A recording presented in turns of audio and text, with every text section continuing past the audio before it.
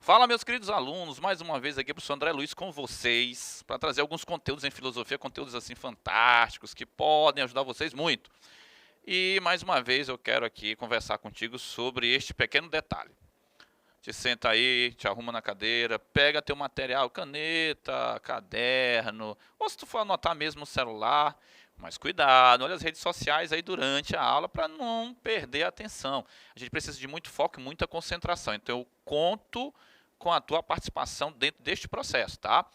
Esta modalidade, esta forma, esta maneira que nós temos hoje de chegar até vocês pelas redes sociais, pela TV, pelo rádio, nós sabemos que acabam apresentando alguns elementos aí de dispersão. Mas você não vai cair nessa, você vai seguir conosco, ficar ligado, é pouco tempo para que a gente possa passar alguns conteúdos para vocês. E agora nós vamos dar continuidade a um conteúdo muito importante da filosofia contemporânea, veja só, que é a relação entre filosofia e arte, tá? Que está dentro do conhecimento estético. Então, a primeira coisa que nós vamos aqui relacionar, identificar e pontuar é que isso está dentro do conhecimento estético, perfeito? Bom, meus amores, este conhecimento estético, nós já temos muitas aulas aí, um conteúdo muito bom desenvolvido em outros vídeos sobre isso, então eu te convido a ir lá, pegar a plataforma, escutar lá no podcast que nós temos, na rádio, ver na plataforma o vídeo, anotar direitinho, viu? É muito bom que você anote, é muito bom que você consiga acompanhar passo a passo todo o processo. Então nós já temos aulas que tratam da estética e agora nós vamos dar alguns passos maiores, melhores e com um conteúdo um pouquinho mais afunilado, singularizado e particularizado, ok? Veja só, este conhecimento estético, ele está obviamente, como você já sabe, relacionado à sensibilidade, esta sensibilidade como um todo. Primeiro elemento fundamental, pega essa dica para ti, você que vai fazer vestibular principalmente, olha aqui, ó. O elemento estético ele está aliado à sensibilidade, correto? E aí como é que a gente vai chegar na arte? Calma, calma, a gente vai já chegar lá, quer ver? Da sensibilidade nós sabemos que são produzidas as experiências estéticas. Olha aqui, ó, nós já aprendemos isso, só fazendo uma retomada básica para a gente centralizar novamente e trazer você de volta à discussão sobre estética, tá? Então nós temos aqui as experiências estéticas. Ok? Dentro dessas experiências estéticas, olha só, nessas experiências estéticas, nós podemos botar algo que é agradável, eu sempre dou essa dica para vocês, usar a expressão belo e feio não é muito legal, ela saiu até de moda, né? Demodê, como o pessoal fala, então evite estar escrevendo belo, feio, vamos colocar o agradável, né? Como uma experiência estética interessante. E aí, se você acha que não é legal, você bota como desagradável, tá? O belo e o feio não é uma... Geralmente, você identifica o agradável como belo, ok? Essa é a chamada experiência estética positiva. Geralmente, você trata esta experiência estética agradável como algo positivo. Você já percebeu que a semântica, né, é essa. E aí, se não agrada, bota como desagradável, né?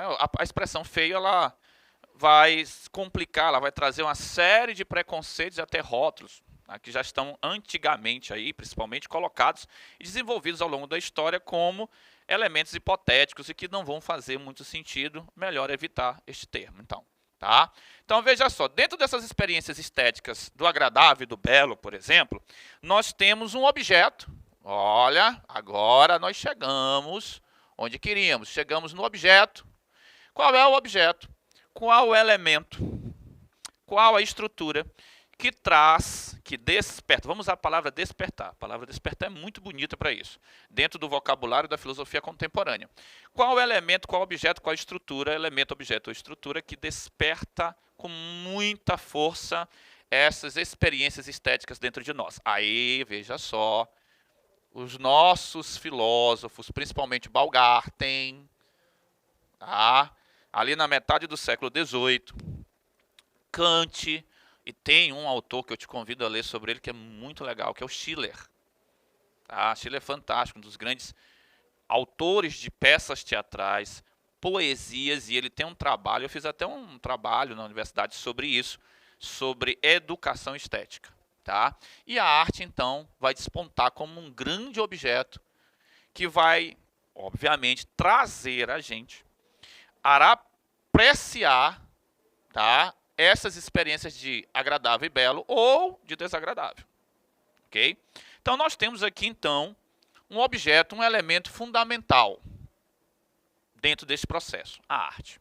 Ok? E aí, quando você vai tratar da arte dentro da filosofia, tá, você vai perceber que esta arte aqui, ela vai ter o quê? Muitas interpretações. Ela vai suscitar para a gente um universo de interpretações, ok? Então aqui você já vai perceber que se ela está no âmbito das interpretações, nós temos então a dependência da expressão sentido, ok? Nós temos aqui o sentido sendo buscado, a semântica, aquele elemento cheio de significado. Ok? Então, nós temos o elemento interpretativo, nós temos a busca pelo sentido e nós temos a apreciação deste objeto a partir destes elementos. Ok? Mas veja só, quando você está dentro do universo da interpretação, do universo do sentido, você tem a expressão subjetividade. Ok? Olha só. Estes três elementos, todos eles, estes três elementos são fundamentais dentro das teorias que nós temos, das formas que nós temos de tratar o tema da arte, certo? Dentro da filosofia, dentro da própria filosofia, ok? Então você pode perceber que dependendo do momento histórico, dependendo do filósofo, tá? Nós vamos ter, por exemplo, uma interpretação, um sentido e uma forma de ver a subjetividade dentro deste objeto que é a arte e que suscita as experiências estéticas. Tá? Isso é importante, isso é fundamental. A gente pode perceber como isso vai mudando ou como isso vai sendo reaproximado ou distanciado a partir do tempo histórico e do autor dentro da filosofia. Olha só, vamos lá. Se você pega, por exemplo, a famosa antiguidade clássica, certo? Quando você pega a antiguidade, aí você tem Grécia e Roma, né? Bate-me Roma, que eu sempre chamo Grécia e Roma, parece aqui muito forte, mas ali você pode perceber que esta arte, por exemplo, ela vai estar associada, ela vai estar sendo interpretada, ela vai estar sendo ali buscada o seu sentido a partir de elementos que podem ser idealizados. E eu posso ter idealizações dentro desse processo. No caso, por exemplo, de Platão, nós já vimos aqui alguns conteúdos dentro de Platão e na estética. Nós temos alguns elementos de idealizações, onde eu posso pegar harmonia, ó, por exemplo, sintonia. Mas nós temos também elementos que eu posso trazer Aristóteles, tá? Olha aqui, ó. Dentro desses elementos aristotélicos, eu posso falar de imitação. Tá? Que ele vai entrar muito forte com a mímese lá na poesis, por exemplo. Então, dentro da antiguidade, nós podemos perceber que a arte ela pode ser interpretada, ela pode ser buscada um sentido ou até mesmo analisada a sua subjetividade a partir de elementos que estão sempre colocados por cada autor. Tá? Por exemplo, nesta primeira condição aqui, você pode perceber que Platão entra muito forte dentro deste processo. Aqui você percebe Aristóteles com muita força e, claro, com muita produção a partir desses elementos. É válido lembrar a vocês, tá, que a arte no mundo grego, na antiguidade, ela é extremamente valorizada. Ela é extremamente valorada. Ela tem um grande valor. Okay? Você pode perceber que nos escritos do Marcelo Detienne, do Jean-Pierre Vernat, do Luc Ferry, de vários autores que tratam deste assunto dentro da Hélade ou da Grécia, a arte no mundo da Hélade ou no mundo grego, como vocês chamam, ela é um elemento extremamente forte, que traz uma construção de conhecimento e uma construção do próprio ser, ok? Você vai perceber que isto aqui, tá? E que esta arte, dentro desta antiguidade, ela tem um compromisso com o próprio ser, ó. Ela tem um compromisso com a formação do ser, ou seja, da nossa essência. A nossa essência está sendo retratada pela arte, ok?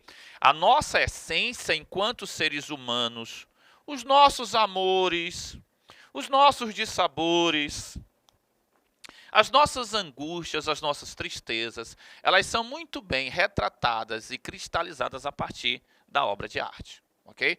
E veja que coisa interessante, coisa fundamental.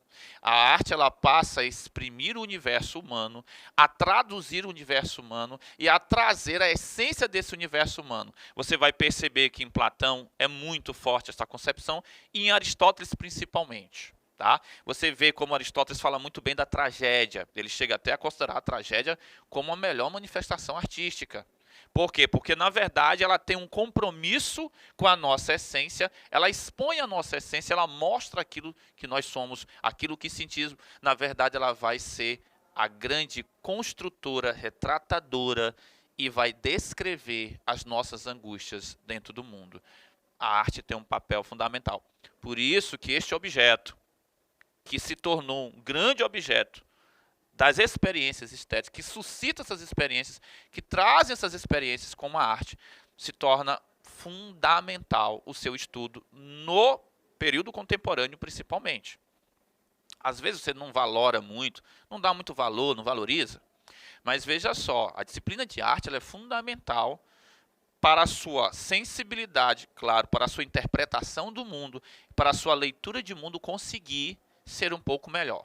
Você vai perceber em vários autores no mundo contemporâneo, do Kierkegaard, por exemplo, até o que nós temos hoje, como uma das grandes dicas para a humanidade, uma das saídas para a humanidade seria o trato fino com a arte, o estudo da arte e a manifestação da essência do ser humano a partir da arte.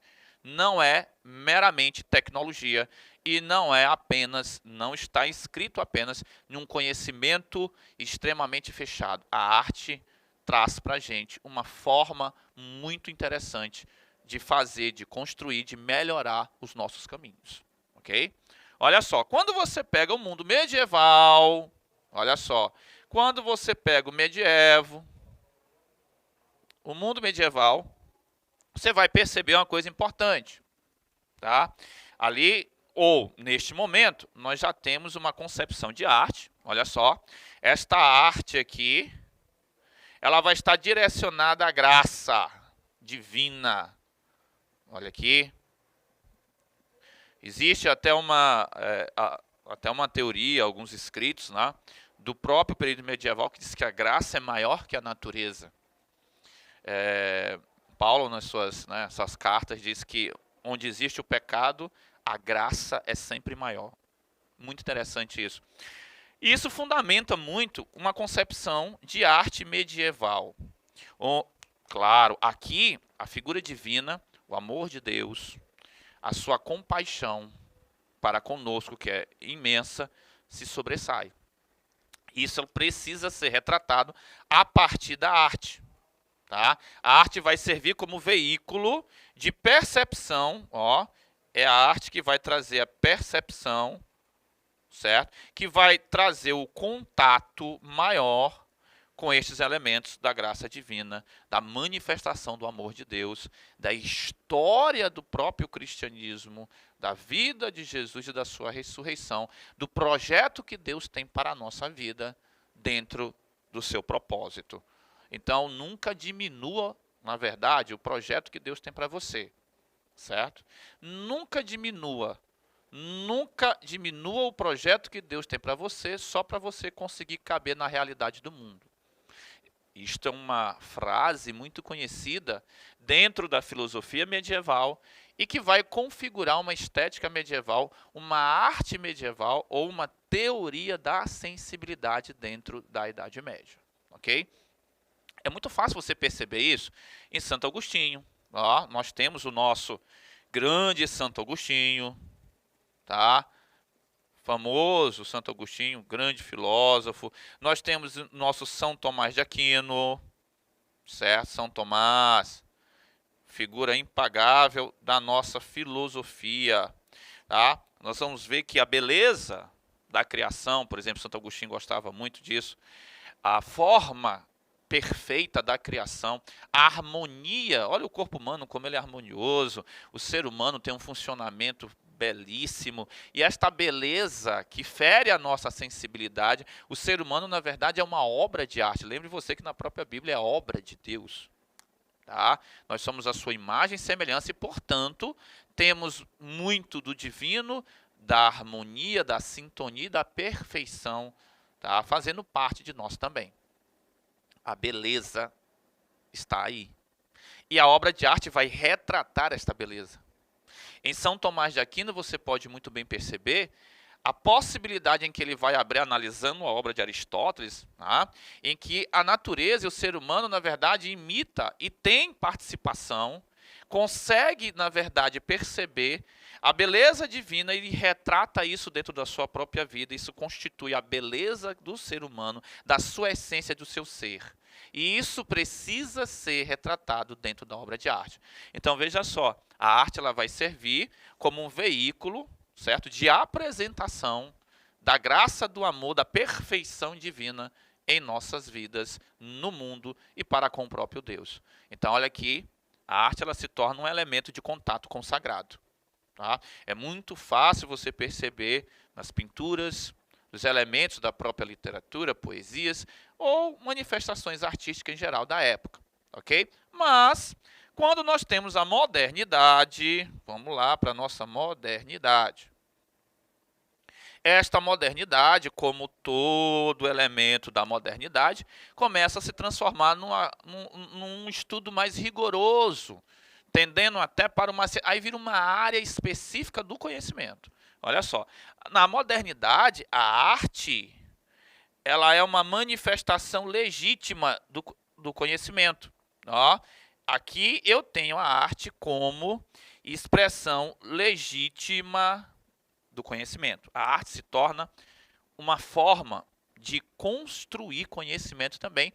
Não é apenas uma apresentação da beleza de Deus dentro de nós e no mundo e por Ele mesmo, dentro de nós, no mundo por Ele mesmo, não somente isso. Não é apenas uma manifestação de harmonia, sintonia ou da imitação dos nossos problemas, mas sim um elemento produtor de extremo conhecimento. Tá? Um elemento produtor de conhecimento em geral, tanto para a filosofia como para a própria ciência em si.